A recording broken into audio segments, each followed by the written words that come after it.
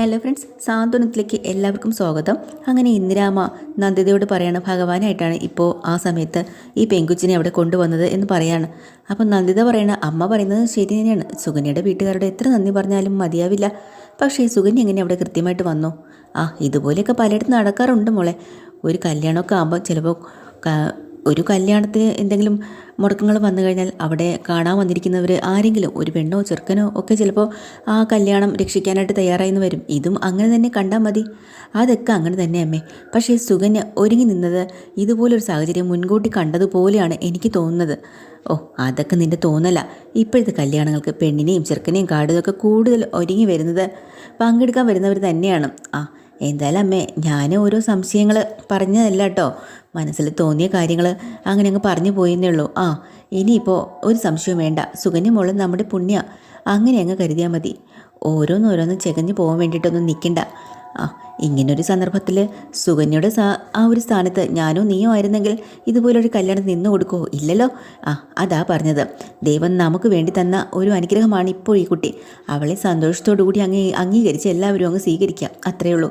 നീ ഈ ജ്യൂസൊക്കെ കൊണ്ട് അവൾക്ക് കൊടുക്കുക. അങ്ങനെ നന്ദിത അതെല്ലാം കൊണ്ട് പോവുക. ദേവമംഗലത്താണെങ്കിൽ ആര്യനും ആകാശവും ആനന്ദവും കൂടെ ചർച്ചയിലാട്ടോ. അപ്പം ആര്യം പറയുന്നുണ്ട്, എന്തായാലും ഇതൊന്നും ഇങ്ങനെ വിട്ടുകൊടുക്കാൻ പറ്റില്ല. എൻ്റെ അച്ഛനെ എല്ലാവരുടെ മുന്നിൽ നാണം കെടുത്തിയില്ലേ, അത് നമുക്ക് വിട്ടുകൊടുക്കാൻ പറ്റില്ല. പോലീസിൽ അറിയിക്കണം. പക്ഷേ പോലീസിലൊക്കെ അറിയിച്ചിട്ട് ഇനി എന്ത് കാര്യം? അവൾ അവളുടെ വഴിക്ക് പോയില്ലെന്ന് ആകാശം.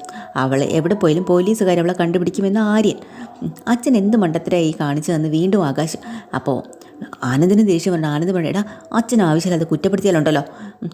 ഏട്ടാ, രാമേട്ടൻ അങ്ങനെ ഒരു മകളില്ലെന്നും സൗദാമിനി എന്ന് പറഞ്ഞൊരു മകൾ 7 വർഷം മുമ്പ് മരിച്ചു പോയെന്നും ഒക്കെ രാമേട്ടൻ നിന്ന് അറിഞ്ഞില്ലേ? ആ നിമിഷം അച്ഛൻ പ്രതികരിക്കണമായിരുന്നു. എങ്ങനെ പ്രതികരിക്കണമായിരുന്നോ? മാമൻ്റെ കല്യാണം തടയണമായിരുന്നോ? പറ ആകാശേ, നമ്മൾ എന്താ ചെയ്യേണ്ടത്? അച്ഛൻ എന്ത് ചെയ്യണമെന്നാണ് നീ പറയണത്?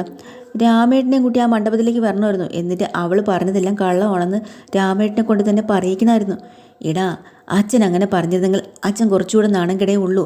അല്ലാതെ നമുക്കൊരു പ്രയോജനം അവിടെ വെച്ച് ഉണ്ടാവുമായിരുന്നില്ല. അതാണ് കാര്യം. അപ്പോൾ ഇവിടെ ആര്യം പറയുന്നുണ്ട്, ആകാശേട്ടാ, രാമേട്ടൻ പറയുന്ന സത്യങ്ങൾ ആ സമയത്ത് ചിലപ്പോൾ ആരും വിശ്വസിക്കണമെന്നില്ല. പിന്നെ അച്ഛൻ രാമേട്ടനെ കൊണ്ട് നിർബന്ധിച്ച് പറയിപ്പിക്കുന്നതായിരിക്കും എന്ന് എല്ലാവർക്കും തോന്നുള്ളൂ. അങ്ങനെയൊക്കെ സംഭവിക്കുന്നു അറിയാമെന്നുള്ളതുകൊണ്ടാണ് അച്ഛൻ സത്യങ്ങളെല്ലാം ആ സമയത്ത് മറച്ചു വെച്ചത്. മാമൻ മണ്ഡപത്തിൽ നിന്ന് പോകുന്നത് വരെ നമ്മളിന്ന് പോലും അച്ഛൻ മറച്ചു വെച്ചു. നമ്മൾ ചാടിക്കയറി എന്തെങ്കിലും പ്രശ്നം ഉണ്ടാക്കൂലേ, അതുകൊണ്ടാണ് അച്ഛൻ അത് കഴിഞ്ഞതിന് ശേഷം നമ്മളോട് പറഞ്ഞത്.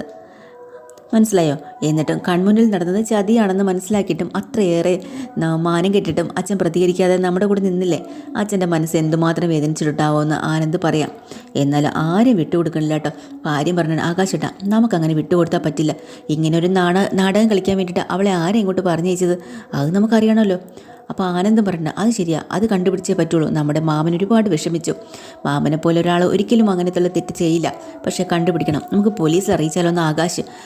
അത് വേണ്ട എന്ന് ആര്യൻ. അതെന്താ അത് വേണ്ടത്? പോലീസുകാരും കേസും കോടതിയൊക്കെ ആയിക്കഴിഞ്ഞാലേ നമ്മുടെ മാമന അറിയോ ദോഷം വരുന്നത്. അല്ലെങ്കിൽ തന്നെ ഇപ്പോൾ പരക്കെ നിലനിൽക്കുന്ന ഒരു വാർത്ത എന്താ? നമ്മളായിട്ട് നടത്തിയ ഒരു കല്യാണം മുടങ്ങി. കൃഷ്ണമംഗലത്തുകാരാണ് നല്ലൊരു ജീവിതം മാമൻ ഉണ്ടാക്കി കൊടുത്തത്. വീണ്ടും അത് നമ്മളായിട്ട് തകർത്തു എന്ന് പറയില്ല. അതുമാത്രമല്ല, ഇപ്പം വന്നു കയറിക്കുന്ന ആ ചേച്ചി അത് എല്ലാം അറിഞ്ഞും കൊണ്ട് സമ്മതിച്ചു കൊടുത്തതല്ലേ ഈ വിവാഹം. എന്നിട്ട് വീണ്ടും പോലീസും കേസും കോടതി എന്നൊക്കെ അറിയാൻ മടുത്തിട്ട് കർമ്മമാമനെ കളഞ്ഞിട്ട് അവർ പോയാലേ പേരുദോഷം മുഴുവൻ വീണ്ടും നമുക്കാവും, അച്ഛനാവും നാണക്കേട്. അപ്പോൾ പറയും കൃഷ്ണമംഗലത്തുകാർ നല്ലൊരു ജീവിതം അനിയനുണ്ടാക്കി കൊടുത്തപ്പോൾ വീണ്ടും നമ്മളത് ഇല്ലാതാക്കിയെന്ന്. വെറുതെ എന്തിനാണ് അങ്ങനെ?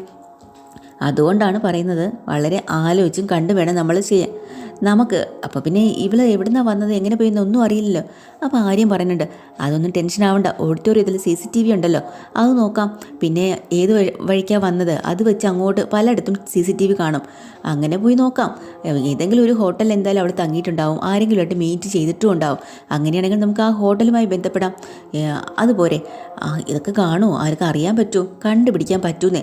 ഇന്നത്തെ കാലത്ത് ആർക്കാണ് കണ്ടുപിടിക്കാൻ ഇതൊക്കെ പറ്റാത്തതും? അതുമാത്രമല്ല, അവിടെ ഹോട്ടലിൽ ചെന്ന് കഴിഞ്ഞാൽ അങ്ങനെ ഒരു ഹോട്ടലുണ്ടെങ്കിൽ അവിടെ അവർ താമസിച്ചിട്ടുണ്ടെങ്കിൽ ഇവരുടെ ഡീറ്റെയിൽസ് എടുക്കാൻ പറ്റും, ഫോൺ നമ്പർ എടുക്കാൻ പറ്റും. അങ്ങനെ ഫോൺ കോൾസുകൾ റെക്കോർഡ്സ് നമുക്ക് എടുക്കാൻ പറ്റും. അതൊന്നും നടക്കുന്നതല്ല എന്ന് ആകാശ് പറയാം. ഇതൊക്കെ സൈബറുമായി ബന്ധപ്പെട്ടതല്ലേ, നമുക്ക് പറ്റുമോ? പോലീസ് കേസൊക്കെ ആയിരുന്നെങ്കിൽ ഉറപ്പായിട്ടും പറ്റുമായിരുന്നു. അപ്പോൾ ആനന്ദ് പറയാം, അതൊന്നും ആലോചിച്ച് ആരും വിഷമിക്കണ്ട, എൻ്റെ ഒരു ഫ്രണ്ട് സൈബറിലുണ്ട്, അപ്പോൾ നമുക്ക് അതുമായി ബന്ധപ്പെട്ട് അവൻ്റെ ഒരു സഹായം കൂടെ തേടാം, അതാണ് ഞാനിപ്പോൾ ആലോചിക്കുന്നത്. അങ്ങനെയാണെങ്കിൽ പിന്നെ കാര്യങ്ങളെല്ലാം എളുപ്പമായില്ലേ, നമുക്ക് എന്നാൽ അന്വേഷിച്ച് അങ്ങോട്ട് ഇറങ്ങിയേക്കാന്ന് പറഞ്ഞ് അവനും അന്വേഷിക്കാൻ ഇറങ്ങാട്ടോ. ഈ സമയത്തുണ്ടല്ലോ ആ സൗദാമിനി എന്ന് പറഞ്ഞ ആ പെണ്ണ് ഒരു ഹോട്ടൽ റൂമിനകത്ത് ഇരിപ്പുണ്ട്. അവിടെ വന്ന് കിട്ടിയ കാശ് അത്രയും എണ്ണി നോക്കാൻ കേട്ടോ. ആ കൊച്ചു ചെറുക്കനും കൂടെയുണ്ട്. എണ്ണിക്കൊണ്ടിരിക്കുന്ന സമയത്ത് ഫോൺ വരുവാണ്. ആരാ വിളിക്കുന്നതെന്നറിയില്ല. ഇവനെ ഈ പരിപാടി ഏൽപ്പിച്ച ആൾ തന്നെയാണ് വിളിക്കുന്നത്.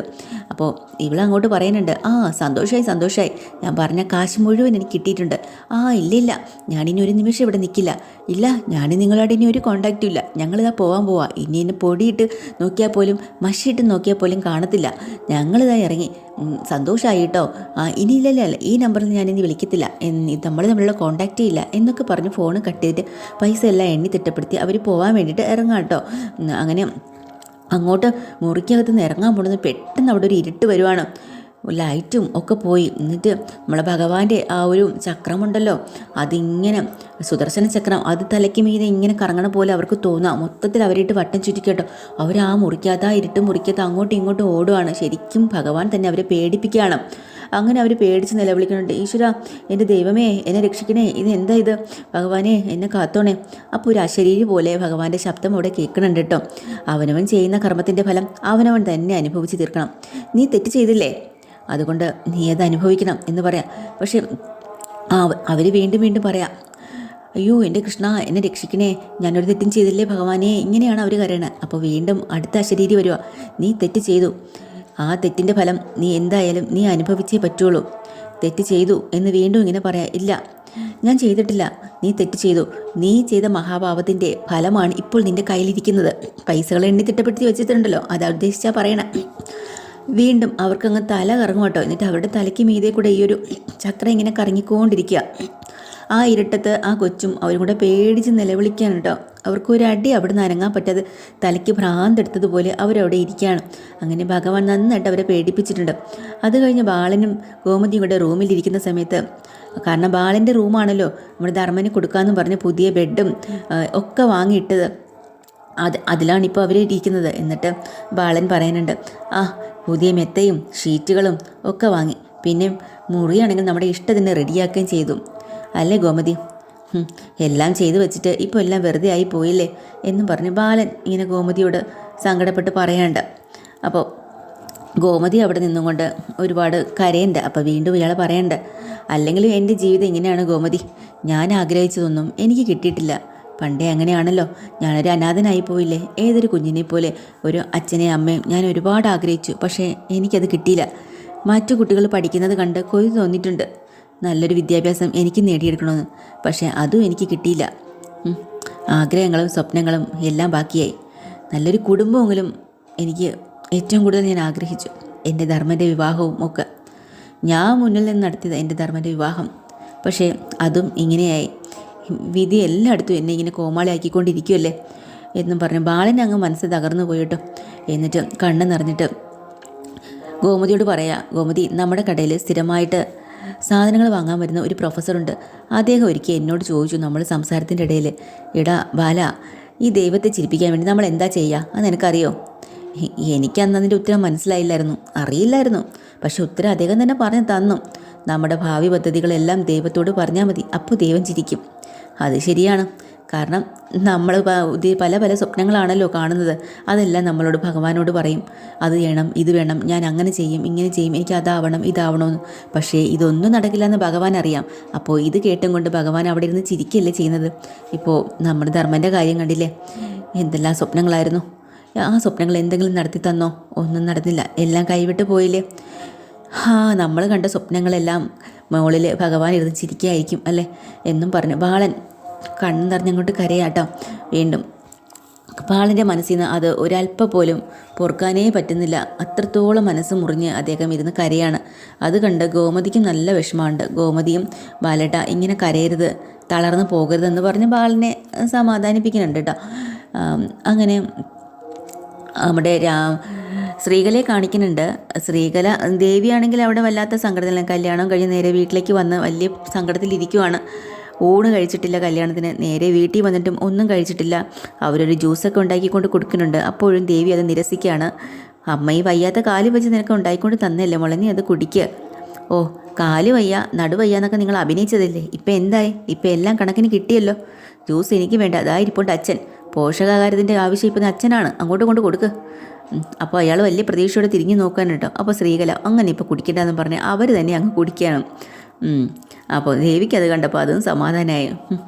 അത് കഴിഞ്ഞ് അവിടെ ദേവിയോട് വന്ന് ഉദയഭാനു പറയണ്ട, മോളെ നീ എന്തായാലും ചെയ്തത് വലിയ തെറ്റായിപ്പോയി. ഞാൻ എന്ത് തെറ്റ് ചെയ്തു? അല്ല, ആനന്ദ് ബാഗ് എടുത്തുന്നപ്പോഴേ അത് വാങ്ങിച്ച് നേരെ ഒരു അക്ഷരം ഇട്ടാൽ നീ ഇങ്ങോട്ട് വന്നില്ലേ? അത് വേണ്ടായിരുന്നു. ബാഗ് എടുത്ത് നീ ഇങ്ങ് വന്നാൽ എല്ലാം തീർന്നില്ലേ? ആ ബന്ധം പിന്നെ എന്താവും? ആനന്ദേട്ടനും അത് തന്നെയാണ് ഉദ്ദേശിച്ചത്, അല്ലാതെ വേറൊന്നുമല്ല. ദേവമംഗലത്തിൻ്റെ ഇനി ഒരു കാരണവും പറഞ്ഞ് തിരിച്ചെല്ലാം പാടില്ല. അങ്ങനെ അങ്ങ് അവന് തോന്നുന്ന പോലെ ഈ ബന്ധം അവസാനിപ്പിക്കാമെന്ന് പറ്റിയല്ല. ഞാനാണ് നിൻ്റെ വിവാഹം നടത്തി തന്നത്. അപ്പോൾ പിന്നെ ഈ ബന്ധം ജീവിതകാലം മുഴുവൻ ഒരുമിച്ച് ജീവിക്കേണ്ടത് നിങ്ങളുടെ ആവശ്യമാണ്. എനിക്കറിയാം എന്ത് വേണമെന്നും. അപ്പോൾ തന്നെ ദേവിക്ക് ദേഷ്യം വരികയാണ്. അച്ഛൻ എന്ത് ചെയ്യുന്നതാണ് അച്ഛൻ്റെ ഉദ്ദേശം? പറ. ആ ലാലിയെ പോലെ ഏതെങ്കിലും പെണ്ണുങ്ങളെ കളത്തിലിറങ്ങി കളിക്കാനാണോ? അതാണോ ഉദ്ദേശം?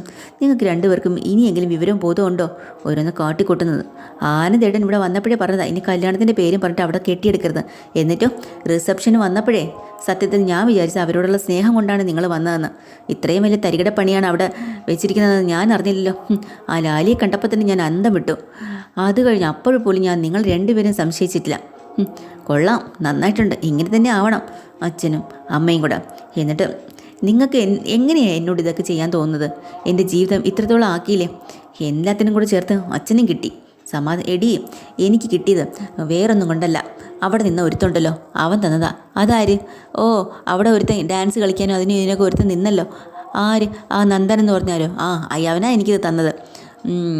ദൈവമൊന്നും അല്ലടേ തന്നത്, ഇവൻ തന്നെ. മറ്റവൻ. അല്ലാതെ പിന്നെ ആര്? ഒരു ബാലൻ്റെ എഞ്ചിനീയറായിട്ട് ഒരുത്തൻ അവിടെ നിന്നില്ലേ, നന്ദൻ എന്ന് പറഞ്ഞ്. ബാലച്ചൻ്റെ എഞ്ചിനീയറോ? അത് ബാലച്ചൻ, നിൻ്റെ ബാലേട്ടൻ്റെ അയാൾ എഞ്ചിനീയർ തന്നെയാണ്. കോമഡി സ്റ്റോർ പൊളിച്ച് പണിയാൻ വേണ്ടി ഒരു എഞ്ചിനീയർ ഏൽപ്പിച്ചിരുന്നില്ലേ, അതാ. പിന്നീടേ അയാൾ അവിടെ കണ്ടില്ലല്ലോ എന്ന് ശ്രീകല പറയാം. അവിടെ കുറേ പെണ്ണുങ്ങളോട് ഡാൻസും കളിച്ച് നിൽക്കുന്നുണ്ട്. വല്ല പെണ്ണുങ്ങളെ അടിച്ചോണ്ട് പോയി കാണും എന്നിങ്ങനെ പറയാട്ടോ. ഇതിനിടയിൽ കൂടെ നമ്മുടെ ശ്രീകല ചെയ്യുന്നുണ്ട്. അല്ല ഉദ്ദേശം നമ്മൾ ലാലി ഇപ്പോൾ എവിടെയായിരിക്കും? മിണ്ടിപ്പോവരുത് ലാലി. പിന്നെ നിങ്ങൾ വിഷമിക്കണ്ട, അവൾ വരും. ഇപ്പോൾ നോക്കൂ, അവൾ നിങ്ങളെ വീട് കണ്ടുപിടിച്ച് ഇവിടെ വരും. എന്നിട്ട് നിങ്ങൾക്ക് വലിയൊരു കോടാലിയായിട്ട് മാറും. അവൾ നോക്കൂ, തലവേദനയായിട്ട് മാറും. അന്നേ നിങ്ങൾ മനസ്സിലാക്കുള്ളൂ. ഇനി പിന്നൊരു കാര്യം, എത്ര കിട്ടിയാലും നിങ്ങൾ പഠിക്കില്ല. എന്തായാലും നിങ്ങൾ രണ്ടുപേരും കൂടെ ഉത്സാഹിച്ചതുകൊണ്ട് എൻ്റെ ജീവിതം തീർന്നു കിട്ടി. എൻ്റെ കൂടപ്പുറപ്പുകൾ, എൻ്റെ സഹോദരങ്ങൾ, എൻ്റെ ബാലച്ചൻ, എൻ്റെ അമ്മ, എൻ്റെ ധർമ്മൻ മാമൻ എല്ലാവരും എനിക്ക് നഷ്ടപ്പെട്ടു. എനിക്കിനി ഒരിക്കലും തിരിച്ചു പോകാൻ കഴിയില്ല. നിങ്ങളായിട്ട് എനിക്കെല്ലാം നഷ്ടപ്പെടുത്തി തന്നല്ലോ അല്ലേ? എൻ്റെ ജീവിതം ഇങ്ങനെ ആക്കി തന്നല്ലോ, മതിയായി, എനിക്ക് സന്തോഷമായി എന്നും പറഞ്ഞുകൊണ്ട് ദേവി കരഞ്ഞുകൊണ്ട് പോവാട്ടോ. അപ്പോൾ ഉദയഭാനു ശ്രീകലോട് പറഞ്ഞു, എടി നീ ഒന്നും കൊണ്ട് പേടിക്കണ്ട. നമ്മൾ പണ്ട് താമസിച്ച ആ ചേരി വീട് നിനക്ക് ഓർമ്മയുണ്ടോ? ആ ചേരി വീടിൽ നിന്നും ഇന്ന് ഈ സ്ഥാനത്തെത്തി. ദേവമംഗലത്തിൻ്റെ മരുമോളായി ദേവി അവിടെ കയറ്റി. ഇത്രയൊക്കെ എത്തിക്കാൻ പറ്റുമെങ്കിൽ ഇനി ബാക്കിയുള്ള കാര്യങ്ങളും എനിക്ക് ചെയ്യാൻ പറ്റും. നീ നോക്കിക്കോ. എൻ്റെ കൈയും കാലും ഒക്കെ മാത്രമേ ഇപ്പോൾ തൽക്കാലം പ്രശ്നമായിട്ടുള്ളൂ. പക്ഷേ എൻ്റെ തലയ്ക്കും ബുദ്ധിക്കൊന്നും ഒരു കുറവും പറ്റിയിട്ട് നല്ല തെളിമയോടെ അത് നിൽപ്പുണ്ട്. നീ നോക്കിയോ, നിങ്ങൾ എന്ത് ചെയ്യാനാണ് മനുഷ്യ ഉദ്ദേശിക്കുന്നത്? നീ പോടി, നിൻ്റെ ജോലി നോക്കി. എനിക്കറിയാം എന്താ ചെയ്യണമെന്ന്. അതുപോലെ ഞാൻ ചെയ്തോളും. താമസിയാതെ ദേവി ദേവമംഗലത്തെത്തിയിരിക്കും എന്നയാൾ ഇങ്ങനെ പറയാട്ടോ. അതൊക്കെ കഴിഞ്ഞിട്ട് കൃഷ്ണമംഗലത്ത് അന്ന് രാത്രി നമ്മുടെ ധർമ്മൻ്റെയും ഭാര്യയുടെയും ആദ്യ രാത്രിയാണല്ലോ. പാലൊക്കെ തയ്യാറാക്കി നന്ദിത കൊണ്ടുപോവാണ്. എന്നിട്ട് രാജശ്രീയുടെ കൈ കൊടുത്തിട്ട് പറയാം, രാജശ്രീ ഇത് നീ തന്നെ കൊണ്ടുകൊടുക്കും. എനിക്ക് വയ്യ ചേച്ചി, എനിക്ക് ചെറിയൊരു നാണക്കേട് തോന്നുന്നു. എന്ത് നാണം? കണ്ടാൽ തോന്നുമല്ലോ നിൻ്റെ അച്യുതൻ്റെയും അച്യുതേട്ടൻ്റെയും ആണ് ഇന്നത്തെ ഫസ്റ്റ് നൈറ്റ് എന്ന്. അങ്ങനെ തന്നെ എന്നും പറഞ്ഞ് നാണത്തോടു കൂടി നിൽക്കട്ടെ രാജശ്രീ. നന്ദിത ചേച്ചി തന്നെ കൊണ്ടുകൊടുക്കുക. എന്നാൽ ഞാൻ തന്നെ കൊണ്ടുകൊടുക്കാം. പക്ഷേ രാജശ്രീ, ഞാനൊരു കാര്യം ചോദിക്കട്ടെ? നിനക്ക് ഈ വന്നിട്ടുള്ള സുകന്യയുടെ അടുത്ത് എന്താ അഭിപ്രായം ആ കുട്ടിയെക്കുറിച്ച്? എന്താ ചേച്ചി അങ്ങനെ ചോദിച്ചത്? അങ്ങനെയല്ല, ആ കുട്ടി കുറച്ച് ബോൾഡാണോ എന്ന് എനിക്കൊരു സംശയം. സംസാരവും ഭാവവും രീതിയൊക്കെ കണ്ടിട്ട് അവൾ കുറച്ച് ബോൾഡാണ്. അല്ലെങ്കിലും ഇന്നത്തെ കാലത്തെ പെൺകുട്ടികളൊക്കെ കുറച്ച് ബോൾഡായിരിക്കണ്ടേ ചേച്ചി? എന്നെല്ലാം തുറന്ന് പറയും, സംസാരിക്കാൻ സ്മാർട്ടായിട്ട് വേണ്ടേ ഇരിക്കാൻ. അത് ശരിയാ. എന്നാൽ പിന്നെ ഞാൻ പാല് കൊണ്ട് കൊടുക്കാം. അങ്ങനെ സുകന്യ അവിടെ ഹാളിൽ നിന്ന് TV ഇട്ടുകൊണ്ടിരിക്കുക കേട്ടോ. അപ്പോൾ ഇവിടെ കൊണ്ടുവന്ന ഒരു പാല്, മോളെ ഏതാ പാല് എന്ന് പറഞ്ഞ് സുകന്യയുടെ കൈ കൊടുക്കുകയാണ്. പാലോ? പാല് ശരി, ഇനി തന്നേരെ എന്ന് പറഞ്ഞ് അതങ്ങോട്ട് ഒറ്റ വലിക്കാൻ കുടിക്കാൻ പോവാണ്. അയ്യോ, അങ്ങനെ കുടിക്കല്ലേ, റൂമിൽ പോയിട്ട് കുടിക്കാനുള്ളതല്ലേ. റൂമിൽ പോയിട്ട് എന്തിനാ കുടിക്കണേ? ഇതൊന്നും അറിയില്ലേ? ഇത് നിങ്ങളുടെ ധർമ്മനും നിങ്ങൾ സുകന്യായിട്ട് പകുതിയാണ് കുടിക്കേണ്ടത്. ഓ, ഈ ക്ലാസ്സിലുള്ള പാൽ അങ്ങനെയാണോ കുടിക്കേണ്ടത്? എന്നാൽ ഒരു ഗ്ലാസ് കൂടി എടുത്തുണ്ടോ? 2 പേർക്കാണെങ്കിൽ 2 ഗ്ലാസ് വേണ്ടേ എന്നിങ്ങനെ സുകന്യ ചോദിക്കാട്ടോ. അതോടുകൂടി ഇവർ 3 പേരും അമ്മയും ഉണ്ട് അന്തം വിട്ടുപോയി. ഇതെന്താ ഒന്നും അറിയാത്ത കണക്ക്. അതുമാത്രമല്ല സുകന്യയുടെ ഒരു നിപ്പും ഭാവവും സംസാരം ഒക്കെ ഒരു തൻ്റെ അടിയുടെ ഒരു ലുക്ക് ഉണ്ട് കേട്ടോ. അതൊക്കെ കണ്ടിട്ട് രാജശ്രീയും കൂടെ അങ്ങ് അന്തം വിട്ടുപോയി. രാജശ്രീയുടെ ബന്ധുവാണല്ലോ. ഇതൊക്കെയാണ് കേട്ടോ ഇന്നത്തെ എപ്പിസോഡിൽ. ഡീറ്റെയിൽഡ് എപ്പിസോഡുമായിട്ട് വീണ്ടും വരാം. ചാനൽ ഇഷ്ടമായി ലൈക്ക് ചെയ്യുക, സബ്സ്ക്രൈബ് ചെയ്യുക. താങ്ക്